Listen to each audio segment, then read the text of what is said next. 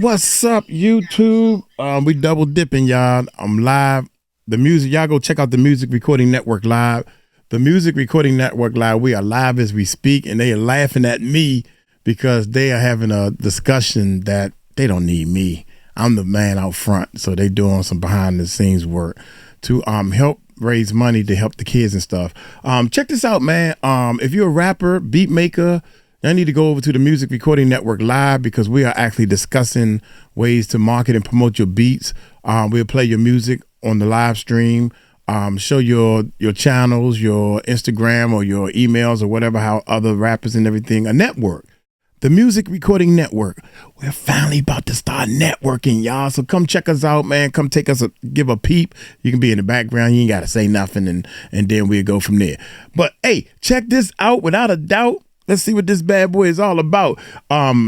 We leave the the CC closed caption. We leave that on because a lot of people can read English better than they can understand it, and then they can translate and all that good stuff. So we got a team of people, man, that's helping us grow these YouTube channels. So if you're trying to grow a YouTube channel, we do that too.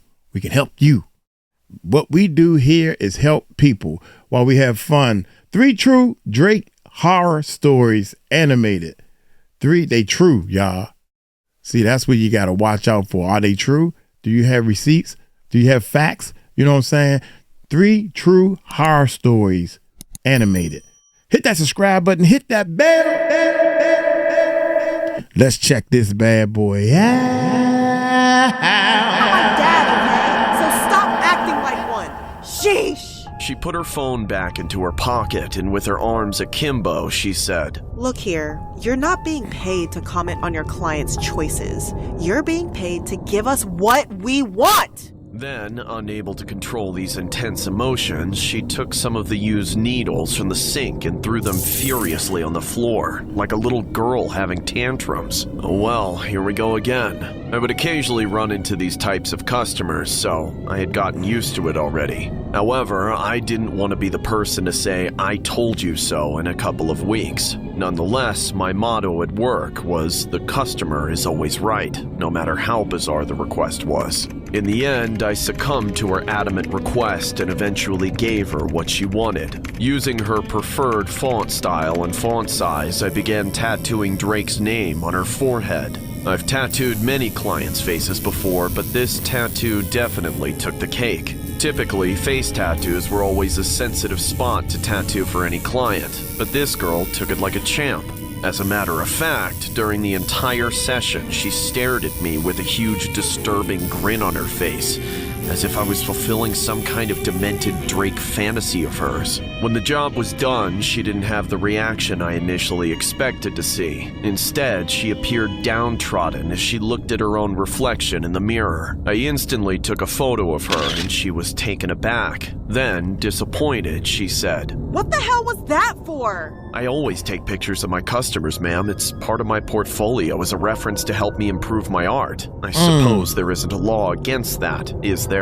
I retorted, infuriated by her negative response after complying with her request. You call this art? You sicken me! She hollered in agony. Then she handed me the payment and barged out the door. The following day, I instantly regretted caving in because when I turned on the TV to watch MTV, a man was interviewing Drake. They talked about a woman who had the artist's name permanently inked on her forehead, and they even displayed her photo on the screen. I was caught off guard. She must have posted it on social media to obviously complain about it and get sympathy from the Edisons while grabbing Drake's attention. But it wasn't her picture that aggravated me, though. Instead, it was the words that came out of Drake's mouth. Pulling out a smirk and a condescending laugh, Drake told the interviewer, I feel so much love for the lady. I mean, that's pure love right there. I wish I could meet her to understand why. I feel her 100%, and I just think she's incredible. It's love, it's crazy, it's surreal. But as for the tattoo artist, man, go to hell, dude. I mean, he's messed up. He should definitely lose his job. After watching that, I focused all my energy on succeeding clients, hoping they wouldn't be as delirious and irrational as my last customer. Oh my God. One day, while I was attending to a client, a tall, muscular man entered the shop. He wore a plain black t-shirt, denim pants, and Nike rubber shoes. He came toward me and said, "Hey you, do you know this woman?" He lifted the same picture I saw on MTV, the look of disdain on a lady who wasn't even pretty. I nodded and replied, "Yeah, I've seen her. Why?"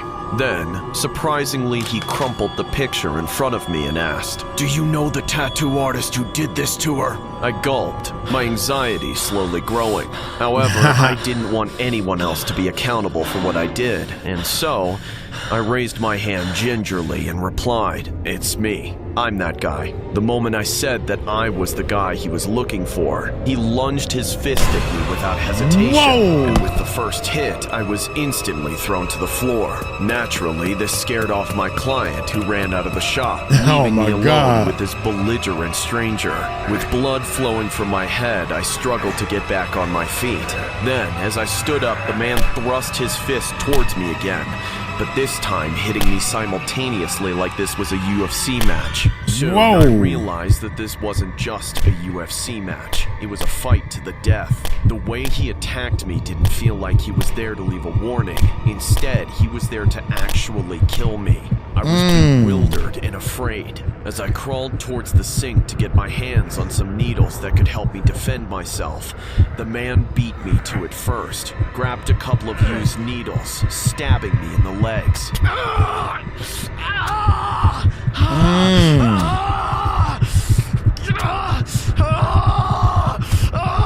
Distracted by the pain, I clutched my legs as the man kicked me with brute force until I fell Jesus. unconscious. When I woke up, I was in a hospital bed with my pal Jack standing next to me. When I asked him who the stranger was, he told me that he suspected the goon of being connected to Drake. However, it was only an assumption. There was no way I could have him investigated to discover the truth because, well, he was Drake, and compared to him, I was a nobody. Yo, have you seen this picture? Have. What are your thoughts on it? I want to meet her and understand what happened. That's cool though. Like I feel you 100%. That That's to me crazy. Is like This is absolutely true. incredible. I don't know if you can see it, but this girl tattooed Drake on her forehead. The guy who tatted it is a though. I will tell you that. I don't with that guy. You to that tat artist, by the way, because for real. And you should lose your job. And you should never do tattoos again. I don't with you. But real though, What? I really like. I want to talk to this girl and understand it all. You know. I mean, it's crazy. It's surreal. I don't even want to look at it anymore because it's real. You know. Wow. So it's true? That's crazy, man. You saw the video. I mean, you saw the girl in the. That's crazy. That is crazy. Wow.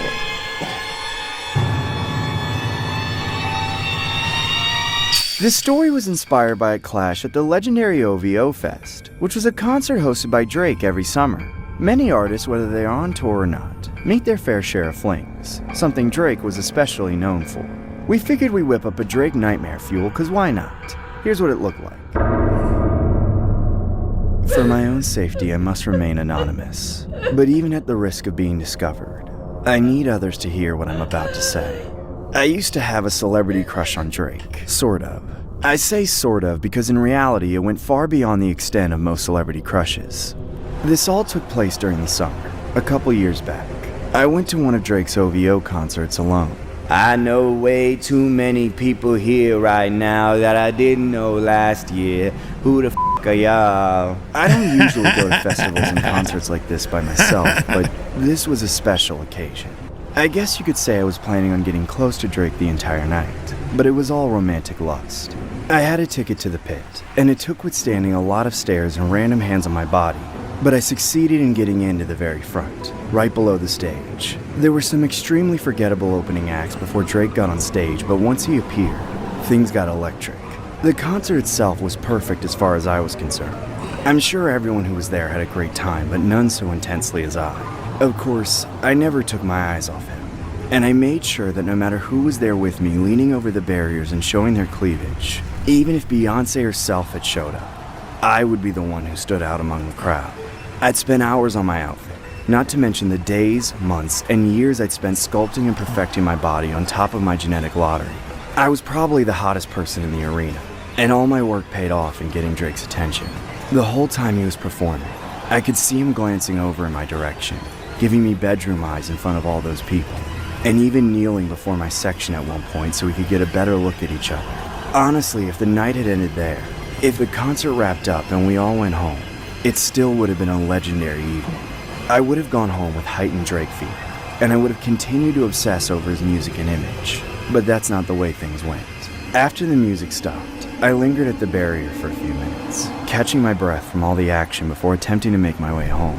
Then, something seemingly miraculous happened. One of Drake's personal bodyguards walked down the space between the crowd barrier and the stage, scanning all the faces that were there until he found mine. He then approached me and offered me the chance of a lifetime. Good evening, ma'am. You seem to have caught the star's eye. You've been offered access backstage to speak with him if you choose to accept. He didn't even have to say his name for me to know who he was talking about. Yes, I accept. Please take me to him. Follow me. The bodyguard took my hand and helped me over the barrier, then led me through a maze of wires and scaffolding until we reached Drake's personal backstage room. Meeting his gaze was like a dream come true. Yeah, she's the one I saw. The sound of his voice gave me chills. Just then, the sea of bodyguards between me and him parted, and I nearly ran into his embrace. I was immediately wrapped in his arms as we fell onto a nearby couch and began to cuddle, unfazed by all the people surrounding us. This is so surreal. I can't believe it's really you. Want to know the biggest advantage to me performing so close to home? What's that, Drake? I get to take you home to my crib, where we can drop this entourage and really be alone together. That sounds divine, Zaddy. I mean, Drake. Take me there. Just hold on. We're going home. I'm sure anyone can guess what happened after that. I won't get into the personal details. All you need to know is that the effect of his stardom did wear off, unfortunately. We slept together for a few hours, but I knew I had to show up back home at some point before sunrise, just in case my husband suspected any of my thoughtful acts. Drake was dead asleep, but I made so much noise getting dressed and collecting my things in the dark that I woke him up before I was able to slip out. Where you going, boo? I'm sorry. I gotta go. Well, I've heard that before. Could I at least add you to my hotline bling? You really got me in my feelings. I'm really sorry, but I just can't do that. I'm married. Something about what I said really set him off. What? He started crawling up out of the sheets, growling like a dog. I better find your lovin'! I slipped through the doorway and slammed the door behind me. What? I then ran down the hallway to find my way out. But of course it wasn't going to be that easy. Drake exploded out of the room behind me and immediately began to sprint down the hallway. What? The look I got on his face as I glanced over my shoulder was horrifying. He looked just as deranged as an incel threatening to go on a rampage. His eyes welling up with childish tears and his teeth bared like a rabid dog. And behind it all, supposedly, I never ran that fast in my life, and I'll probably never run that fast again, unless my husband finds out about this. The layout of his mansion was like a maze of its own. There were so many twists and turns and corners that I tried to lose him with, but he knew every shortcut.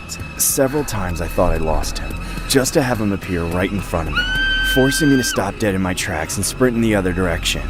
Started from the bottom, now here! Leave me the hell alone, or I'm calling the cops. I knew I was What? about to run out of steam, but I couldn't let him get to me. So I ducked into a random room and locked the door behind me, then threw just about everything I could find in front of the door. Not even a minute later, I could hear Drake obliterating the door with a sledgehammer, plummeting through it till it was nothing but smithereens. With nowhere else to go, I was forced to lift open the window and jump down onto some soft, expensive-feeling grass. And from there, the rest of the escape was easy enough. All I had to do was slide underneath the front gate and then call a very expensive Uber to get home. I still think about that interaction to this day. Wow. And get reminded of it every time I hear him on the radio or see him on the TV. Kiki, do you love me? Are you riding?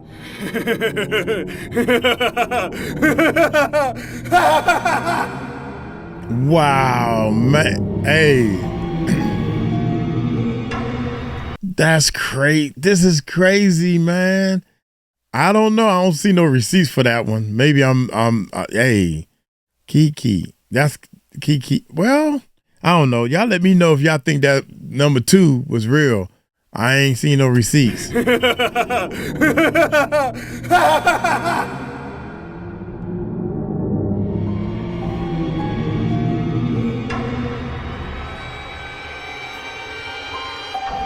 Uh-oh. Look like receipts already on the third one. The next story was inspired by a bizarre case regarding a Drake stalker. Not much of the public knows about the case, but there's been ongoing lawsuits and restraining orders filed between the pair. I don't want to disclose too much specific details as I'll let the animation speak for itself. Here's a dramatized version of the alleged occurrence. I would usually partake in the annual OVO Fest with other talented artists like Migos, Travis Scott, and The Weeknd. After the concert, a lady wearing checkered pants and a casual shirt with the name Drake approached me. She looked ordinary and harmless, so I didn't have any negative opinions about her. She simply came to me to ask for my autograph, which I gave her generously. However, the way her eyes twitched and her smile formed was quite unsettling. It sent chills down my spine. Later on, she held my hand, startling my co-rappers and me. Then she said, I finally get to meet you, but this isn't enough. I need to spend more time with you, Drake. I gently let go of her hand, putting mine in the deep pockets of my favorite leather pants, saying in an awkward tone, thanks, I guess. Nice shirt, by the way. And your name is? Oh, yeah, you can call me Kitty. Actually, I live in New York City, but I'm ready to start from scratch here in Canada, especially now that we can be together. She replied flirtatiously, her eyes filled with desperation and passion. It was honestly starting to creep me out, so I kindly asked her to sit on a chair and wait for me. Then, the next thing I did was call security to escort her out of the premises, but things only got worse after that. She became hysterical and went berserk. She began turning tables and chairs, ranting. I want to be with you, Drake. Why are you taking me away? I'm his hotline bling. When she was finally out of the building, my pals approached me and expressed their concern about the girl. They told me to contact the cops to execute a restraining order. However, disconcerting she may be, she hadn't caused my family nor me any actual harm. In fact, at some point, I even thought that she may have some kind of mental disorder, so I felt sympathy for the poor girl. In the end, I simply let it slide, and I quickly forgot about her. But days later, I began receiving email messages from a woman who said she knew everything about me and would do anything to get close to me. As proof, she indicated my favorite food, my type of lifestyle, where I went to high school, and other predictable personal stuff. But later on, when her messages started talking about what I did in the past couple of days with my family and close friends, which no one was supposed to know about, I was taken aback. To protect the identity of the individual involved, we'll call her Maria, but she was a total stranger to me, and so I left her with a warning. In my email message to her, I said, "Stop sending me messages using any email service or social media. Do you understand? Just don't contact me anymore. I don't appreciate you peering into my private matters." Then, not even a minute later, I received another email coming from the same girl. This time, she sent me photos of herself posing erotically in different positions. But what made it even worse was that she held pictures of me in her selfie photos. It was disgusting. So, despite her being an avid fan or just a really strange groupie, the most logical thing was to block her email. And then, hours later, I received numerous emails from another account with the same message saying, Drake, I love you! How could you do this to me? Don't you dare block this email too. But if you do, I know where to find you. If that's not enough, I can also do horrible things to your little boy. You can't run away! I turned a blind eye and blocked this email too, so eventually she stopped sending me those pesky emails. As a precaution, I instructed my security team to double their efforts to keep my home and son safe from external forces that could wreak havoc. However, one day I got a call from security telling me that someone had broken into my house in Los Angeles. Good thing I wasn't there at the time. But as I watched the surveillance footage sent to me, I shook my head in disgust and utter disappointment. In the video, I saw a woman creeping into the house through the kitchen window. She walked towards the fridge, took a couple of sodas and water bottles, brought them to my room, locked herself in, and laid her filthy body on my bed. She vexingly caressed my blanket as she drooled over my pillows, licking them afterward. Later on, she opened the cans of sodas and water bottles, consuming their content while watching television. Then, when she still wasn't satisfied, she slid the closet door open, took one of my hoodies and wore it as she danced and laughed deliriously.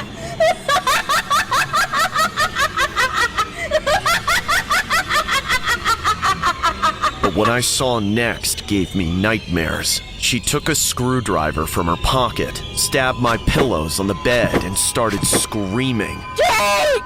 I want you, Drake! You got me in my feelings! She said as tears dripped down her psychotic face. Eventually, the guards found her, forcing her to leave my property. In the video, she adamantly claimed, Drake said I can stay here longer. You have no right to push me away. Seeing she had completely lost her Oh my mind, the God. guards called the cops and she was taken away as she struggled to break free from their grasp, saying, You'll regret this, Drake! You hear me? Afterward, I requested a restraining order against her. Then, later on, I received a call from my lawyer, telling me that someone had just sued me for $4 billion. Soon, I discovered that she was charging me for using her name and damaging her reputation in product affirmations, rap music, and social media posts. But that wasn't all. My lawyer told me that she had spoken to the woman who had pressed charges against me. In their conversation, he said, Ma'am, do you realize that if we take this to court, the liabilities weigh heavily on your side? Then she replied, Is that a threat, Mr. Steen? Just because Drake is a huge star doesn't mean that he can get away with what he did. He's gonna pay. Miss, you do not have undeniable empirical evidence of him doing any of these things you claimed. Therefore, I kindly advise you to step back and walk away. You liar! I'm suing Drake whether you like it or not! She replied, hollering hysterically on the phone, nearly breaking my lawyer's eardrums. Afterward, she hung up on him. After speaking to my lawyer and reading posts on social media, I soon discovered that the woman was the same individual who sent me those disturbing email messages and photos. Then it hit me. Suddenly, I remembered meeting an ardent fan in one of my concerts who called herself Kitty. I soon realized that she was the same woman who broke into my home, but after confirming that she was mentally incapacitated, I decided that no criminal charges should be filed against her. However, I became more vigilant after that, hoping there wouldn't be another crazy fan stalking me. $4 billion? Want to know the biggest advantage to me performing so close to home? What's that, Drake? I get to take you home to my crib, where we can drop this entourage and really be alone together. That sounds divine, Zaddy. I mean, Drake. Take me there. Just hold on. We're going home. Man, those got to be some facts. Forget the receipts, baby. I think all three of them was real now. Y'all let me know in the comments below if this stuff is real. Y'all true Drake fans. Shout out to everybody that's doing music. The Music Recording Network will help you. Look here, I'm going to get on up out of here. Y'all take that. Take it light, take it slow. Tell them Uncle Mike told you so. Peace out.